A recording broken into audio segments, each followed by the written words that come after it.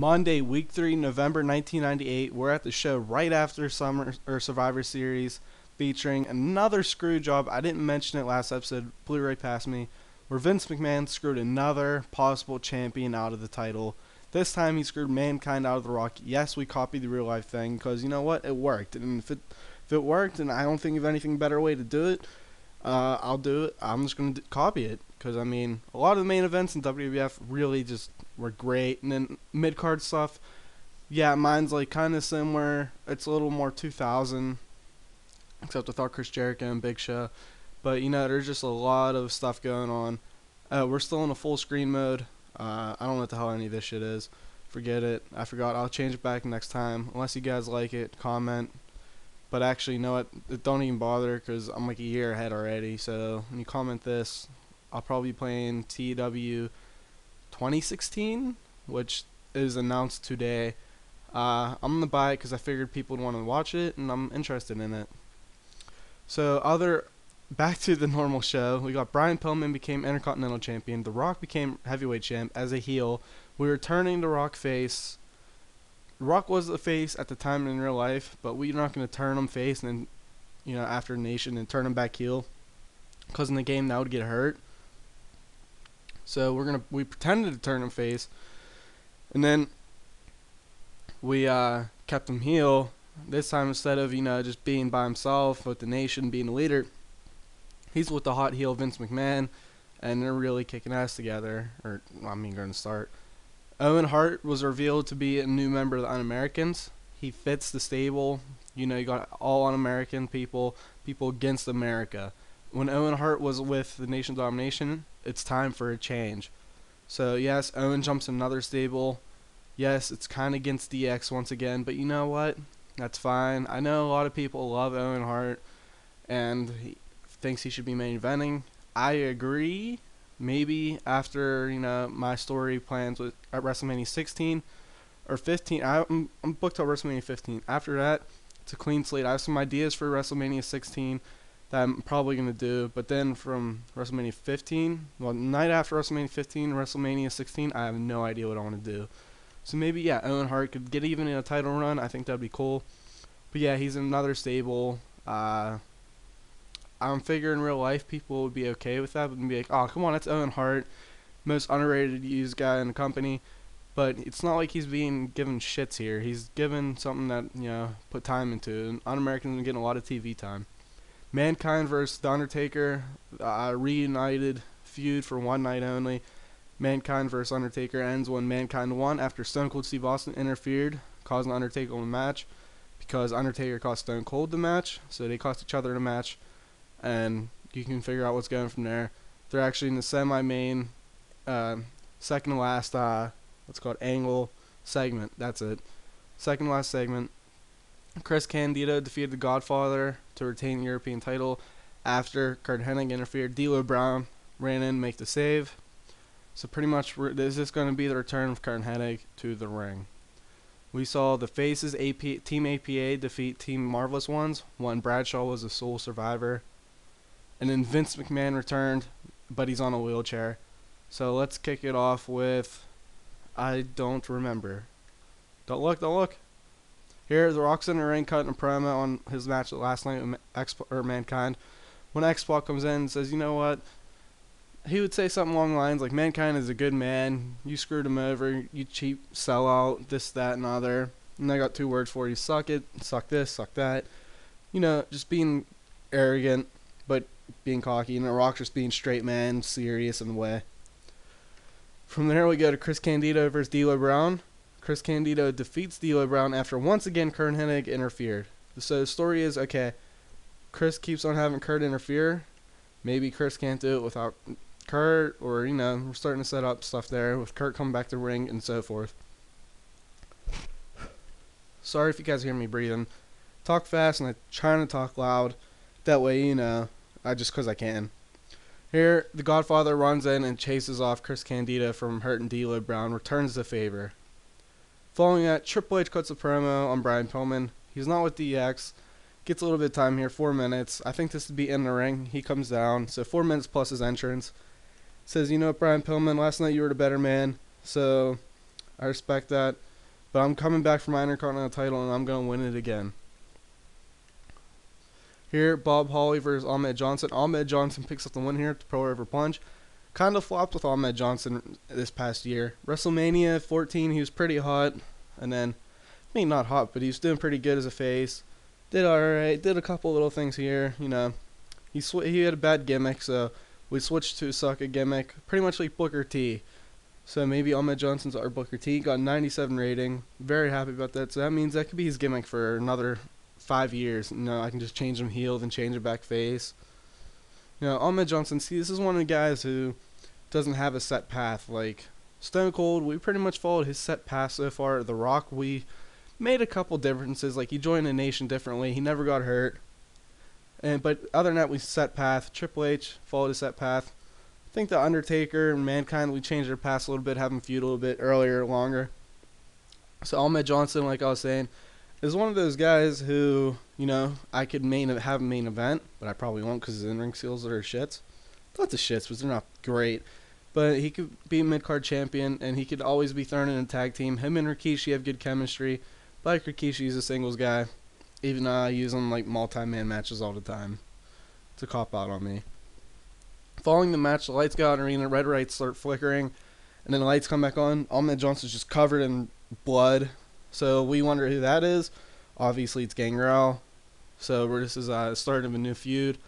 See, I don't know what it is, but around WrestleMania season, I think it's because I have, you know, probably like 10, 11 matches booked for WrestleMania. I try to set them up, start getting guys, like, on all throughout. So, you know, so I start trying really hard to get everybody involved. Like, I look at WrestleMania card and see how many people are involved.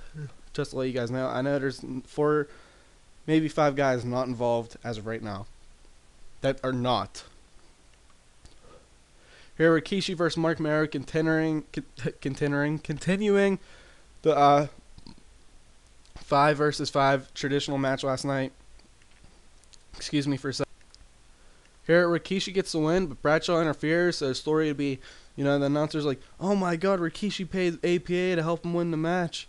And then here's what happens after the match. APA gets in the ring, drags Marc Mero in the corner. Rikishi looks around, stink face. I think that would be really funny. I think the fans really got behind the stink face and Rikishi dancing Too Cool gimmick in 2000. Actually, I mean, like, on WWE Network, I'd go back and watch Raw and SmackDown from the era. So, like, 1998 Raw, Rikishi wasn't even there yet. APA was, you know, who knows what the hell they were. They were singles guys. Marc Mero, I think he was still doing his thing with Sable, and then he left. Mike Barton was out of the company. But, you know, so I take bits and pieces. Like, I took Val Venis' porn star gimmick, but I made it cocky just because it was better for the long run. Rikishi, we have him dance with Too Cool. We have him do his stink face. Marc Mero and Sable are still in the company, their team, and, you know, they're not going anywhere because I think the Marvelous Ones are the centerpiece of the tag division right now. So after the match, Brian Pillman comes out and says, I'm the new Intercontinental Champ, but there's one thing of business I got to take care of. Marlena, you're fired. You know, I got your stupid husband fired I cost your husband his career. Now, you know what? Now you don't have a career. So have fun doing nothing. Have fun on the appointment line with your deadbeat husband, this, that, and other. Just talking shit on Goldust, talking shit on her, making her look like a piece of trash. Doing those, getting hate. The rating, that's fine. So Marlena is also, quote, fired. Maybe I won't bring her back with Goldust. I'm not sure yet. We'll just think about it. Here, William Regal and Val Venis versus the Headbangers, and we get a upset. The Headbangers defeat William Regal and Val Venis when Headbanger Mosh defeated Val Venis by using underhand tactics. Now we got a little bit of a built-in story where Val Venis kind of is the fuck up of this group. He lost to Scotty 2 Hotty. Now he just lost to the Headbangers. So what the fuck's going on here? You know, that could be a story going forward. Just, you know, planting seeds for stuff that might happen. Like, you never know. And then the story's Owen Hart hates America, which we could call this, what's it called? An angle, like, storyline? Yeah, I guess we can call it storyline. I think that's the word I was looking for. Excuse me. Here, after the match, Owen Hart, Val Venis, William Regal can just beat the shit out of Headbangers, you know. See, situations like this, when a babyface gets an upset like that, This is a huge upset. So the heels attack him after the match, get their heel heat back. I mean, sometimes they wait a week, but let's do it right now with Owen Hart. He's the leader of the Un-Americans. They follow him, not William Regal. Not offensive William Regal, but Owen comes in, says, "This is my house now." I followed second command in the Rocking Nation. I'm not doing that again. And who's better? I mean, they're both great in the ring, but Owen gets the edge in mic skills. So Owen Hart is the leader of the Un-Americans. From there, we go right into Rabid Dogg versus Un-Americans, who, once again, we get another upset victory with the Un-Americans picking up the win. I think Lance Storm would be the mid-carder for his whole career. How long that could be? Probably 6 years, because I think Lance's career path very well will model out what I'd change. Except he's in WWF way sooner. He's not doing Team Canada in WCW, which I guess was good, but I didn't watch it because it's WCW past '97. Matt Bloom, he's really good in the ring. He's pretty damn good in the ring. Team Lance Storm, these two are only going to get better with each other. So I think these two are just going to be career tag team. Batista and Rabid Dogg. Obviously Batista doesn't go off, but so what? So can Road Dogg. Road Dogg is a hell of a mic worker. His in-ring skills are actually pretty good. So, both these guys can end up being, I think they both can be heavyweight champions. Definitely Batista. Batista definitely is. Let's be real. I'm not going to lie to you guys. But Road Dogg is an extreme possibility. Because, drug testing him and giving the fatherly approach, we got him clean, so that's good. From there, we go Stone Cold Steve Austin, Undertaker, trade words. Once again, Hunter, it's because I gave him time, 8 minutes, which in the grand scheme of things isn't long, but it's good enough. They talk shit to each other about costing each other a match. It could get physical, it could not. Stone Cold can get in the ring, Undertaker can get out. I just think, these two on the mic with each other would just be must-watch TV. Definitely with the falling out from Survivor Series. And then the main event, The Rock vs. X-Pac ends when The Rock wins by the People's Elbow, and this is his first defense of the WWF World Heavyweight title. I forgot to say at the beginning of the show, episode of Raw, that this was for the title. So The Rock makes the first defense. Now, no Mankind in this show, so we got that for the fans to come back next week. Because that's always, definitely being the war. We want fans to follow up on. So what do they have to follow up on this show? Okay. The mid-card stuff, I guess. Brian Pillman, what's he going to do now that he fired Marlena? Brian Pillman's just out of control. You have that, and then you have... how's Mankind going to react to be getting fucked over for the title? Excuse my language. I think that's a big storyline going forward. It is WBF 50, WCW 24. We're on a win streak here. I want to say, let's see, 4 weeks? I'll look that up after this episode, and I'll tell you next one. Because Rey Mysterio and Steve McMichael. That's funny. Alright, WCW. We get the win again. Ching 51-24. And this is actually a good show with the two main events really producing. DDP versus, I almost said Chuck Taylor. Chuck Palumbo. Scott Taylor, probably. Chris Benoit versus Bill Goldberg. So, what I'm thinking of Goldberg is, I think I should make him a star. Not going to things and changing his popularity and shit, but have him join, say if I'm doing an invasion, I do it and have Goldberg just beat everybody. Excuse me, just cough and, not cough, but inhale.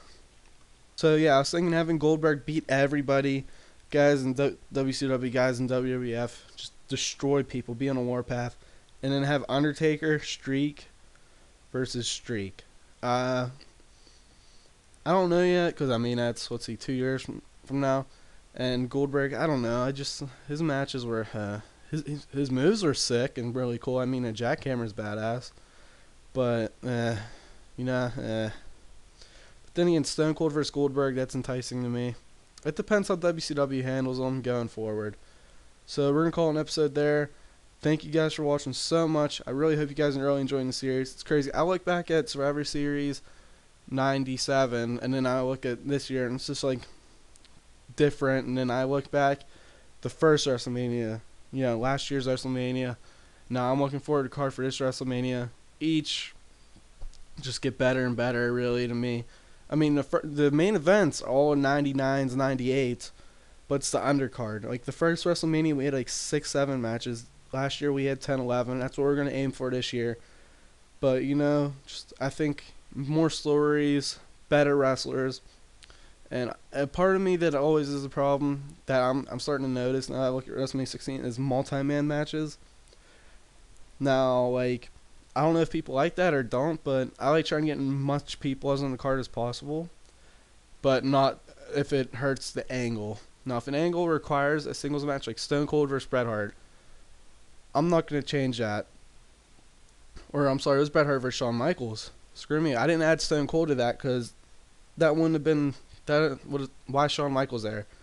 Because him and Stone Cold didn't have any story. So I kept it Shawn Michaels and Bret Hart and have Stone Cold go back to Bret Hart. You know what I mean? So I just like to keep you guys in my thoughts and stuff like that. I really hope you enjoyed me recording at home versus college because I can be louder, have more time to talk. So thank you guys for watching. I just looked. Actually, you know what? I'll tell you this right now.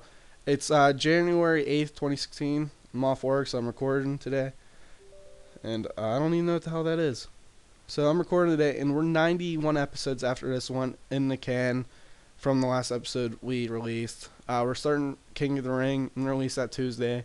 And I'm starting to release 3 to 4. So if anyone has a preference to that, please let me know. Like I was thinking maybe release Tuesday, like 2, and then release Saturday, like 3 or 2. Just because I don't know. I don't know how many people watch this. Like, some viewings we have 10, some we have 50. I don't know. It means people aren't coming back, which kind of sucks. But then some have 20, depending who's in like the title. If I say like Undertaker's in the title, people watch it. If I just put, let's see. If I put, let's just look at. If I put Ahmed Johnson in the main event, people aren't gonna watch it. But if I put The Rock versus X-Pac in the main event, people are gonna watch it. Or if I put upsets, 2 big upsets versus The Rock versus X-Pac in the main event, I think people would want to see the 2 upsets more than The Rock versus X-Pac because you know who's going to win The Rock and X-Pac. You don't know who the upsets are. Unless I said Rock versus X-Pac upset. I don't know, I like to hear people's thinking because I know some guys release like 5 episodes like a week and that's just too hard to keep up with. Like 5 episodes a day. Sorry, I stand corrected. And then, this is 17 minutes. Obviously, you guys can see that here. So, normally, I range 8 to 10 minutes range. Unless I'm going to, really feel like talking a lot. Because you think about it, I'm talking to a headset. No one's really there. So, I'm kind of talking to myself in some sick world. It's kind of weird. But, hey, it is what it is. Just love to hear anyone's thoughts. Thank you guys for watching so much. I really appreciate it. And I hope everyone is having a great life.